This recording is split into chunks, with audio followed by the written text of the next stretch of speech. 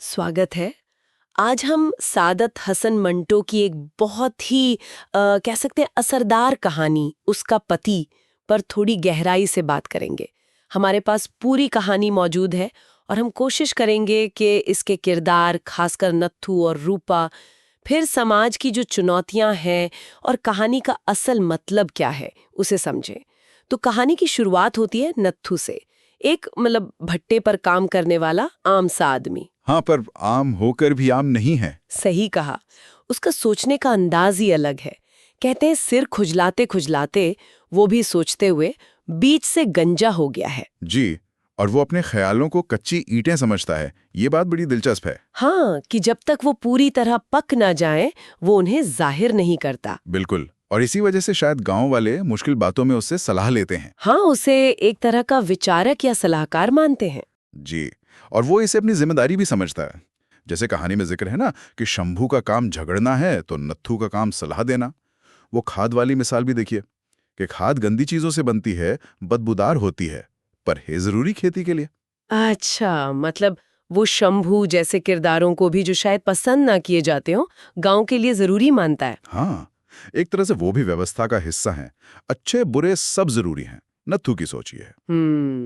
वो कहता भी है कि अच्छे बोल के साथ बुरे बोल का भी पता होना चाहिए। खैर, कहानी में फिर एक मोड़ आता है। जी। एक शाम नत्थू भट्टे से लौट रहा है और माधव उसे आवाज देता है। जी। जब वो माधव के झोपड़े पहुंचता है तो वहां का माहौल कुछ ठीक नहीं है, बड़ा गंभीर। हाँ, मंटो ने वो सीन कमाल का लिखा है। जी, माधव है, उसका लंगड़ा भाई केशव चौधरी, सब चुपचाप, उदास, चेहरे एकदम पीले जैसे कच्ची ईंटें। और रूपा की माँ, वो तो जैसे मैले कपड़ों की गठरी बनी बैठी है। माधव कुछ कहना चाहता है पर कह नहीं पा रहा। चौधरी जमीन पर लकीरें खींच रहा है, केशव अपनी कटी टांग सहला रहा है। साफ है कि कुछ बहुत गड़बड़ है। बिल्कुल, यहाँ संवाद कम और माहौल ज्यादा बोल रहा है। वो खामोशी, वो बेचैनी, सब इशारा कर रही है कि कोई बहुत बड़ी, बहुत नाजुक बात है। हाँ, नत्थू पूछता है क्या हुआ, तो बड़ी मुश्किल से बात खुलती है। पहले रूपा की माँ रोने लगती है, फिर माधव बताता है कि रूपा गर्भवती है, बिन ब्याही। जी। और ये सुनते ही माधव, जिसने अपने बेटे लालू की बात रूपा से पक्की की थी, वो फौरन पलट जाता है। हाँ, कहता है ये कलंक का टीका है, और सवाल उठाता है कि क्या ऐसी लड़की गांव में रह सकती है। ये सुनकर नत्थू एकदम हैरान रह जाता है। वो रूपा को बचपन से जानता है, भोली भाली समझता है। उसे यकीन ही नहीं होता। हाँ, कि ऐसा कैसे हो गया, और गांव वाले उसे ही दोषी क्यों मान रहे हैं। और यहीं पर समाज का वो क्या कहते हैं, दोहरा मापदंड साफ दिखता है। बिल्कुल। लड़की गर्भवती हुई, वो भी बिन ब्याही, तो बस हो गया फैसला, समाज से बाहर। माधव का सवाल तो बस एक औपचारिकता है, असल में वो बहिष्कार का ऐलान कर रहा है। लेकिन नत्थू के गले ये बात नहीं उतरती। उसके अंदर जैसे कुछ टूटता है, एक विद्रोह सा उठता है। जी।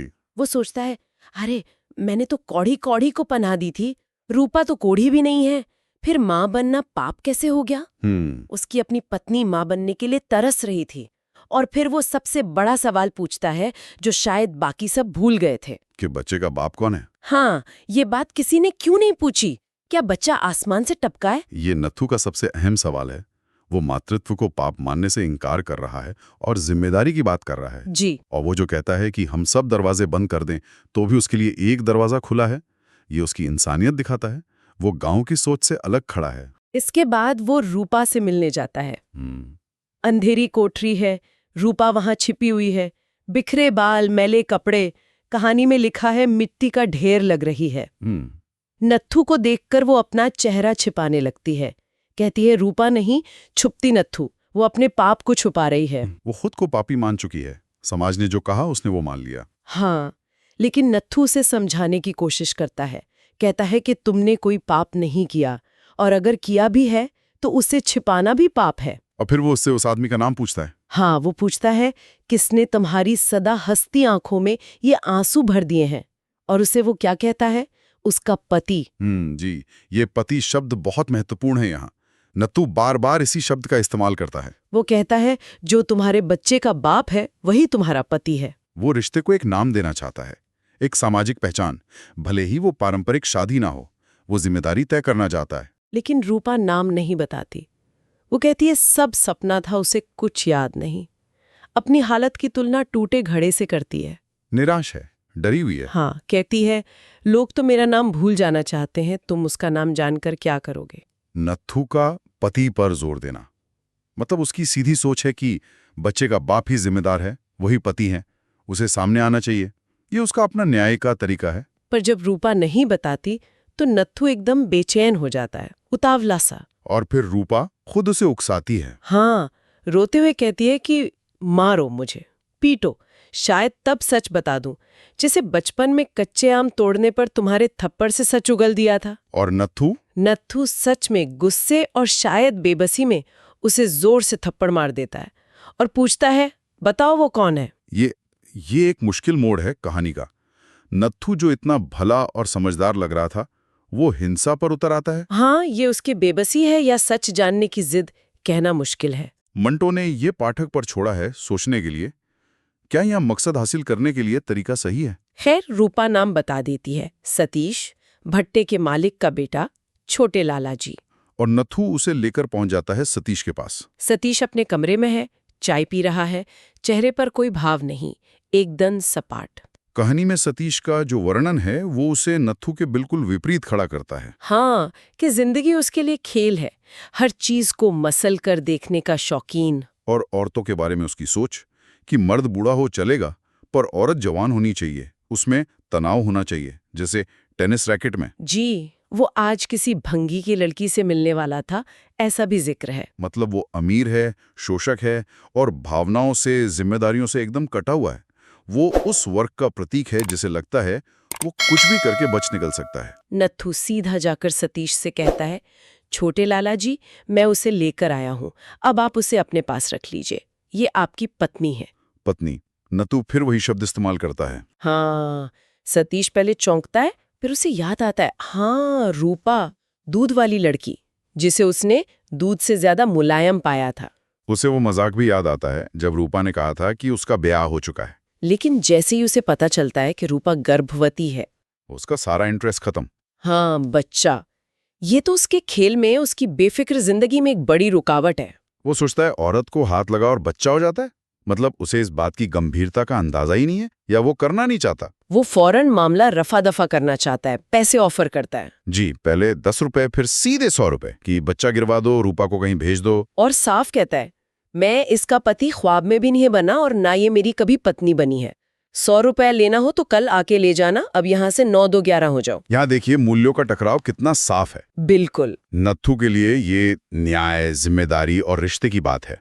पति पत्नी उसके लिए एक नैतिक बंधन है। और सतीश के लिए ये बस एक असुविधा है जिसे पैसे से खरीदा या हटाया जा सकता है। पति शब्द का उसके लिए कोई वजन नहीं, कोई मतलब नहीं। नत्थू पैसे लेने से मना कर देता है, वो गिड़गिड़ाता है, मिन्नतें करता है। हाँ, तर्क देता है, छोटे लाला जी, आपका दिल पत्थर का नहीं है, आपने इसको सहारा न दिया तो और कौन देगा। वो बार बार कहता है कि आप ही बच्चे के बाप हैं, आप ही पति हैं, आपको रूपा का हाथ थामना होगा। पर उसकी सारी दलीलें बेकार। सतीश गुस्से में आ जाता है, धमकाता है, उल्लू के पट्टे, जाता है कि नहीं यहाँ से, और दरवाजा बंद कर लेता है। वो बंद दरवाजा, नत्थू को उसमें और सतीश के चेहरे में कोई फर्क महसूस नहीं होता, दोनों पत्थर के। उसकी सारी कोशिशें नाकाम हो जाती हैं। शक्तिहीनता का चरम है ये। और जब वो पलट कर देखता है, रूपा जा चुकी होती है। हाँ, वो उसे दूर पेड़ों के झुंड में गायब होते देखता है और उसके पीछे भागता है, चिल्लाता है, रूपा, रूपा ठहर जा, मैं एक बार फिर उसे समझाऊंगा, वही तेरा पति है। लेकिन रूपा अंधेरे में खो जाती है। कहानी का अंत बहुत बहुत निराशाजनक है। नत्थू न्याय नहीं दिला पाता, रूपा गायब हो जाती है, सतीश अपनी दुनिया में सुरक्षित। और नत्थू, उसकी जिंदगी का मकसद ही बदल जाता है। अब वो बस रूपा को ढूंढ रहा है, उसे उसके पति से मिलाने के लिए। कहानी के आखिर में पता चलता है कि वो आज भी भटक रहा है, लोगों से कहता है, मैं रूपा के पति को जानता हूँ, तुम उसे ढूंढ कर लाओ, मैं उसे उसके पति से मिला दूंगा। और लोग उस पे हंसते हैं। हाँ, बच्चे उसे छेड़ते हैं, उसका पति कौन है, नत्थू भैया, और वो गुस्से में उन्हें मारने दौड़ता है। ये अंत समाज की संवेदनहीनता को दिखाता है कि कैसे न्याय अक्सर पहुंच से बाहर होता है और सच के लिए लड़ने वाला अकेला आदमी कैसे मजाक बनकर रह जाता है। बिल्कुल, नत्थू सच जान गया, पर वो उसे लागू नहीं करवा सका।